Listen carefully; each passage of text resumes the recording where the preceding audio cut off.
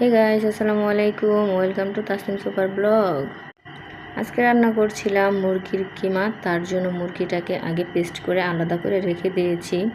তারপর কড়াইতে তেল দিয়ে দিলাম অনেকগুলো পেঁয়াজ। পেঁয়াজগুলোর রং যখন পরিবর্তন হয়ে যাবে তখন মুরগির কিমাটাকে এখানে দিয়ে দিব। ব্যাস, তারপরে নাড়াচাড়া দিয়ে ওকে টুকরো টুকরো করে নেব। তার এক পাশে আমি করে নিচ্ছিলাম শুটকির তরকারি, বাংলাদেশের ঐতিহ্য খাবার যাকে বলে। এটা অনেকেরই পছন্দ, আবার অনেকেই পছন্দ করে না। যারা পছন্দ করেন তারা আমাকে কমেন্টে জানাবেন কেমন হলো। তারপরে আমরা ফিরে গেলাম সেই আবার মুরগির কিমাতে। এর মধ্যে যত মশলা আছে সব দিয়ে দেব। মশলাগুলো দেওয়া হয়ে গেলে তারপরে মাংসটাকে আবার একটু নাড়াচাড়া দিয়ে এর মধ্যে কতগুলো কাঁচা পেঁয়াজ আবার দিয়ে দিব। তারপরে এর মধ্যে আমি একটা পেস্ট করে রেখেছিলাম, সেই পেস্টের মধ্যে ছিল টমেটো, পেঁয়াজ এবং কাঁচামরিচ।